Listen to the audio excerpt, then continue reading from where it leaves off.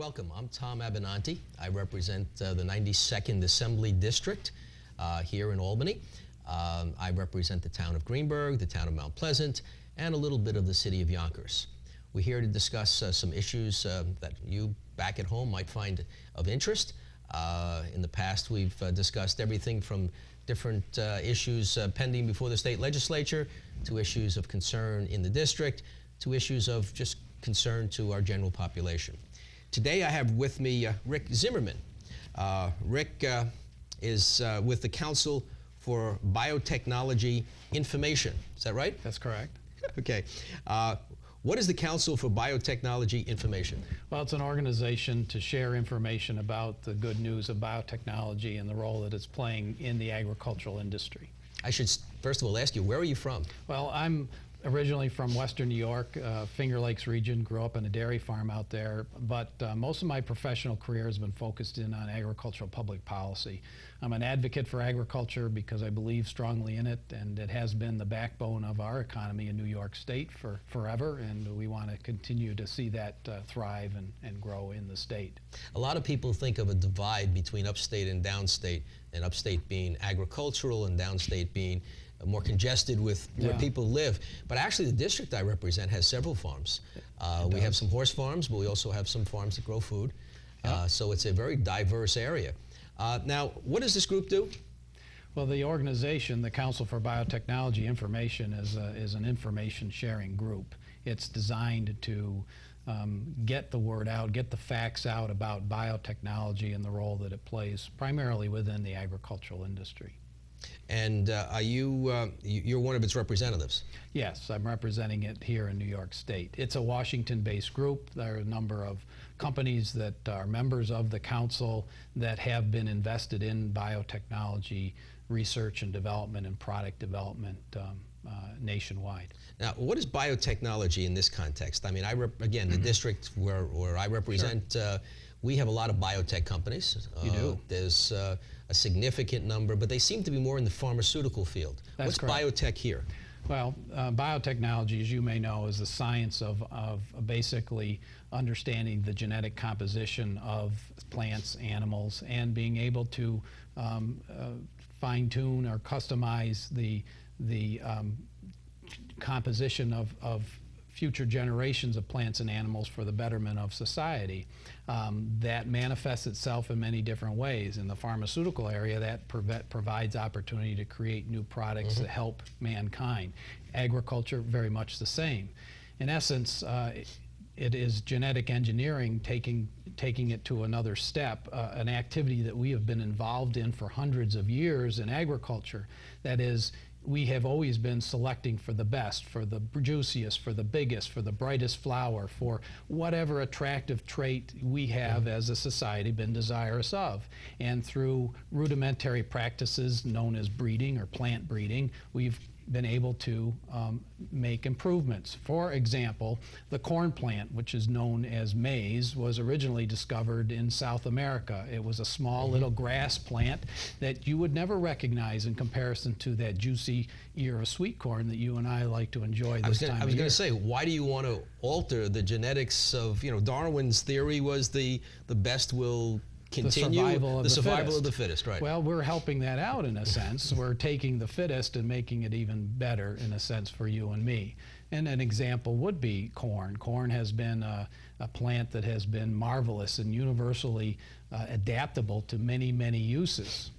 It is now, I think, going to become our official state vegetable, that is the sweet corn. That's been part of the discussion that the Assembly and the Senate has had a little bit this year, kind of a comic relief to some of the more serious issues, which is kind of a good thing. It also provides very important food and fiber sources to feed cattle, to feed people, and to fuel our How do they industry. genetically alter one of these products? Genetic engineering is a science-based ability to alter the genetic code of plants and animals. It's done through a technology that's been developed at the universities here in New York and around the world.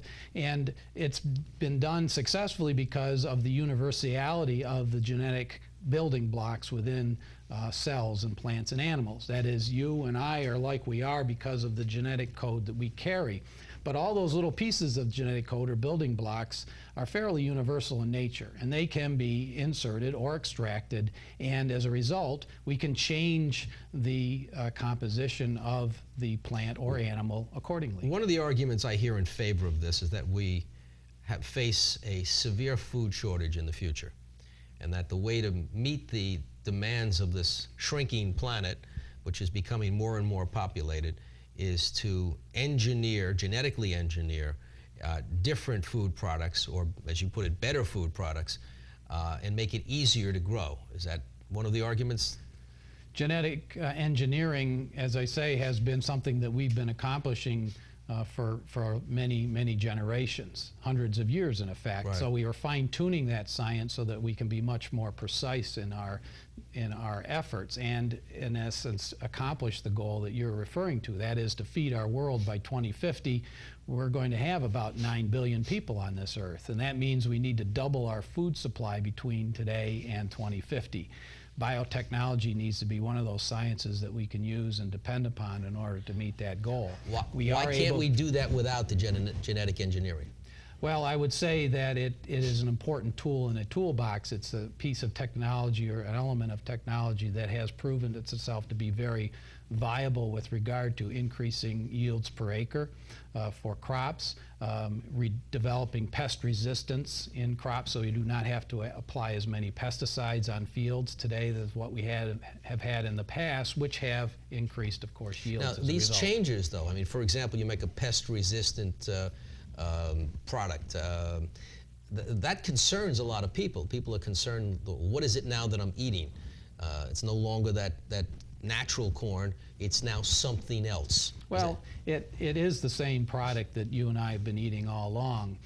Pest resistance might mean some micro fine hairs on the outside of the stalk that become irritable to the pests that we are trying to control. Rather than applying a chemical pesticide to kill that bug, we can evolve the plant to have a natural control mechanism against that bug. And it might not necessarily be another toxin per se, even though plants are pretty good at developing their own natural toxins on their own, with or without biotechnology. But what do you say to all those people who say, you know, we're concerned about this, we want organic food, we don't want anything that's been in any way genetically altered? We've been genetically altering food for hundreds of years. And the food that you're eating today is much more superior than the food your forefathers ate because of our ability to improve on it, to improve its nutrition content, to improve its flavor. But are you telling these people that there's no health consequences, that it's just as safe as it was before? Actually, in many ways safer, because we have Food and Drug Administration involved today looking over new products that are coming along as a result of genetic engineering, reviewing those, making scientific-based analysis as to whether the products are safe and should be released. Now, to do this, though, you have to control the growing environment as well as the product, the seeds that are used, right? I mean, to be efficient, I mean, you don't want to mix it with the stuff that was there before. You have to use only a particular product. The seeds that have been developed through biotechnology are very special in nature. They do certain things. They have certain traits that will be exhibited in the plants, and you want to raise them, grow them under ideal conditions in order to maximize yield and to be able to... I guess what I'm getting to is, what's the impact for the farmers? Well, it's a very positive impact in that many times they can reduce their cost of production overall as a result of genetically engineered seeds. They will, as a result, increase their yields. They will have a more desirable crop. But doesn't this make farmers dependent on particular seed manufacturers? I mean, once a farmer decides to go with one of these products, now can they ever go back to organic? They can.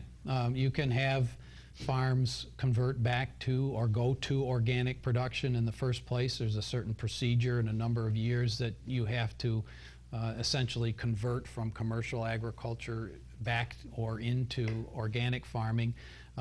There's a certain sequence you have to go through, and then you have to be certified accordingly. It is possible. In fact, we have farmers today that are growing commercial-based products and organic-based products on the same farm. But they have to segregate the... They segregate their crops. They know that they have to have a physical separation so that there isn't cross-pollination going on that would interfere with that organic certification. It's a management skill that farmers are demonstrating their ability to do. But how do you prevent, like for example, you mentioned corn. One of the uses for the genetic engineering is to produce a corn that's easier to use for ethanol, right? And I know that, yes. and I've heard some concerns by the manufacturers of cereals, for example. They objected at the FDA to the FDA's approval of some genetically altered seeds for corn because they were concerned that it might somehow impact the cereals that they produce. I mean, how do you respond to that? What's your take on that? I think that the ability to segregate crops is very much part of what we do today and what we'll do tomorrow.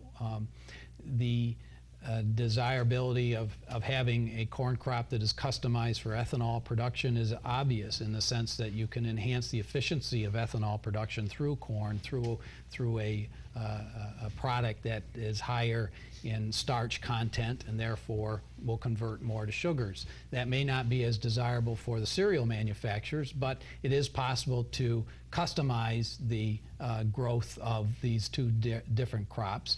We do that today already. We have various varieties of corn that are used for various purposes, and we harvest them and segregate Doesn't this them lead us, though, to a very concentrated market where only a few of the bigger companies that produce seeds will be in the future producing seeds and everybody else will basically just be pushed aside? No, I really think the competition in the seed industry, if you will remain strong. We, in fact, have New York companies that are involved in providing that product to New York growers, as well as companies from around the world involved in that as well. The fact is, agriculture is a very, very large industry throughout the world. We have to continue to remain strong and viable in order to feed our world, and so it does take the agribusiness sector to partner with production in order to accomplish our overall goals. Competition in the private sector is the name of the game, and the more competition, the more choices, and as long as we continue to provide the opportunity for competition in agribusiness, then you will have lots of choices. I have one last question. We've got about 30 seconds left.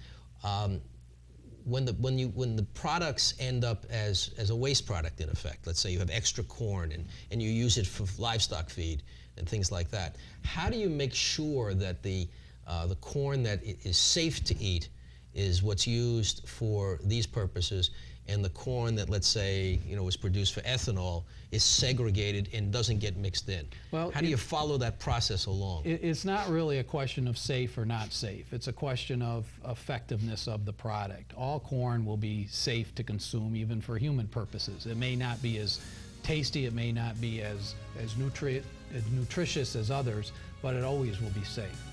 Well, thank you for joining us. Thank you for explaining to us genetic engineering. And I thank all of you for watching and listening to our conversation here. If you need to reach me for any matter, please call my office in Tarrytown, which is 914-631-1605, or drop us a line at Abinanti, it's A-B-I-N-A-N-T without the I, at NewYorkStateAssembly.gov. And please watch for our next show. Thank you.